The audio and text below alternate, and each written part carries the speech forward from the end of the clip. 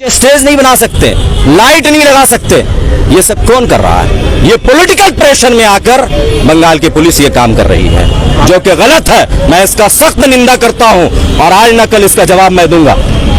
तो मैं आवाम तक ये पैगाम पहुंचाना चाहता हूं कि अब जाग जाओ और जुल्म के खिलाफ खड़े हो जाओ। जालिम, अगर भारतीय जनता पार्टी भी जुल्म करता है तो हम सीने पे गोली खाने के लिए तैयार है।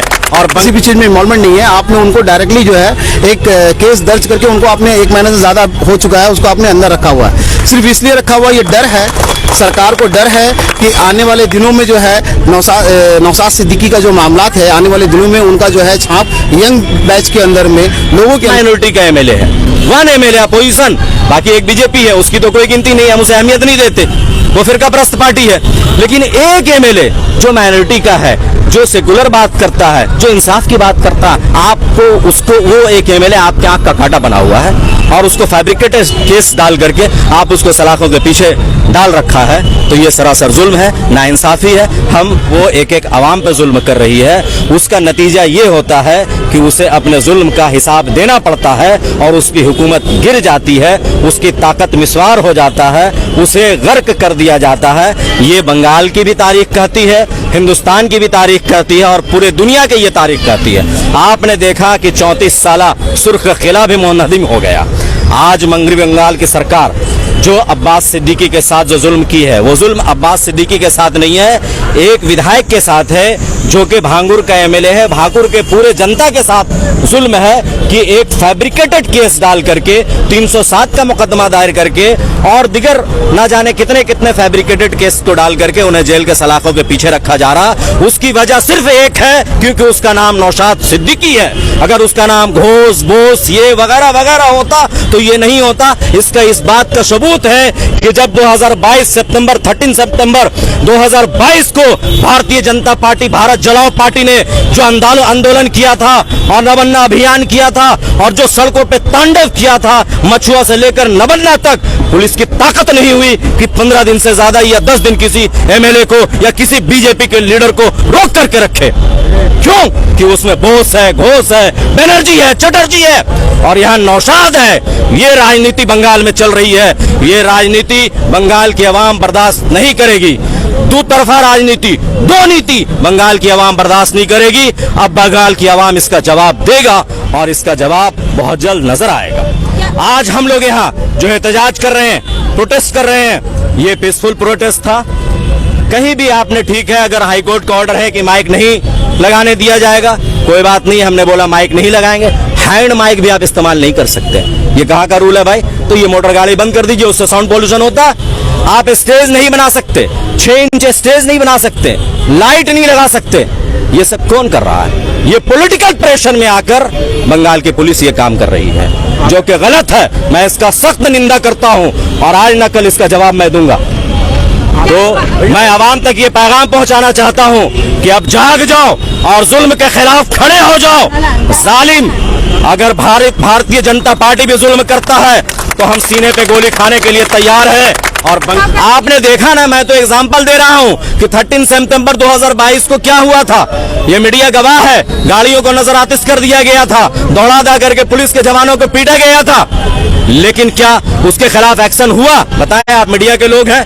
हुआ, लेकिन नौशाद सिद्दीकी का क्या जुर्म था? एराबुल इस्लाम आजाद घूम रहा है, जो गुंडा है, कैसर आजाद घूम रहा है, जो कि भांगुर का गुंडा है, सब लोग जानते हैं।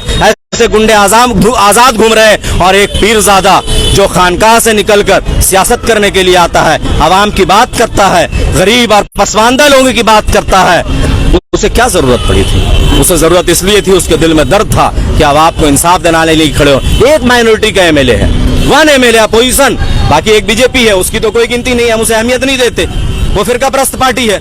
लेकिन एक एमएलए जो माइनॉरिटी का है, जो सेकुलर बात करता है, जो इंसाफ की बात करता है, आपको उसको वो एक एमएलए आपके आंख का कांटा बना हुआ है और उसको फैब्रिकेटेड केस डाल करके आप उसको सलाखों के पीछे डाल रखा है। तो ये सरासर जुल्म है, नाइंसाफी है। हम ज्वाइंट फोरम एनआरसी की तरफ से, जो हमेशा जुल्म के खिलाफ आवाज उठाती आई है, एनआरसी मूवमेंट में सबसे पहले हम लोगों ने आवाज उठाया और पूरे हिंदुस्तान में उसकी आवाज गूंजी। एनआरसी मूवमेंट हमने शुरू किया, जनगण की आवाज बात हमने किया। आज भी हम लोग इसलिए आए हैं कि कोई पॉलिटिकल पार्टी के हिमायत में नहीं है, बल्कि एक जन प्रतिनिधि के हिमायत में है और जुल्म के खिलाफ है। किस तरह से आप डरी हुई है सरकार, डर रही है। वो ये जान रही है कि मेरा वोट बैंक जो गुलाम बन करके माइनॉरिटी हमें वोट देते आए थे, वो गुलामी अब खत्म होने जा रही है हमारी। ये लोग अब जाग रहे हैं, तो उन्हें इस बात का डर हो रहा है कि कहीं पंचायत इलेक्शन में इसका असर ना पड़ जाए, इसीलिए नौशाद सिद्दीकी को वो सलाखों के पीछे रखे हुए हैं और ये चाह रही है कि जितना वो अटकाएंगे उसको उतना मेरा फायदा होगा। लेकिन मैं ये आज कह रहा हूं कि जितना उसको अटकाएंगे उतना नुकसान होगा। क्या लग रहा है क्या पंचायत पॉलिटिकल स्टेटमेंट है, मैं उनके बारे में कुछ नहीं कहूंगा, लेकिन मैं जो देख रहा हूं, जो व्यू देख रहा हूं, जो माइनॉरिटी के अंदर गुस्सा देख रहा हूं, इस बात का सबूत है कि इसका असर पड़ेगा। और वो तो जब वक्त आएगा तो पता चल जाएगा क्या होगा नहीं होगा। मैं कबल अज वक्त कोई बात कैसे कर सकता हूं, मैं तो कोई नजूमी हो नहीं। क्या सिर्फ पंचायत इलेक्शन पे ही असर पड़ेगा? नहीं, असेंबली इलेक्शन में भी ऐसा है। असेंबली इलेक्शन में इस बार जो असेंबली इलेक्शन बंगाल की हुकूमत ने जीती है, वो हुकूमत के अच्छे कारकर्दगी की वजह से नहीं जीती, बल्कि वो किसी और वजह से उसको लोगों ने वोट दिया, बस और कोई वजह नहीं है। अच्छी कारकर्दगी के बुनियाद पर वोट नहीं दिया गया है। सिद्दीकी साहब को जो अरेस्ट किया गया है ये बिल्कुल गलत काम है। आप तमाम मीडिया वाले साथी भी जानते हैं कि एक एमएलए को जिसको बिना गवर्नर का परमिशन के आप अरेस्ट नहीं कर सकते, उनके ऊपर में आपने 307 का धारा लगा दिया, उनके ऊपर में आपने तोड़फोड़ का मामला, तमाम चीज़, जबकि तमाम मीडिया के जरिए से आप देख रहे हैं कि वो बंदा भांगुर से निकल के धमतल्ला में मीटिंग करने के लिए गया है और वहाँ पर उसने जो है किसी भी चीज़ में इन्वॉल्वमेंट नहीं है। आपने उनको डायरेक्टली जो है एक केस दर्ज करके उनको आपने 1 महीने से ज़्यादा हो चुका है, उसको आपने अंदर रखा हुआ है। सिर्फ इसलिए रखा हुआ, ये डर है, सरकार को डर है कि आने वाले दिनों में जो है नौशाद सिद्दीकी का जो मामलात है, आने वाले दिनों में उनका जो है छाप यंग बैच के अंदर में, लोगों के अंदर में जो प्रभाव बहुत ज़्यादा पड़ रहा है, इस कारण उनको रोका गया है और इसका असर जो है रोकने के बाद और ज़्यादा पड़ रहा है।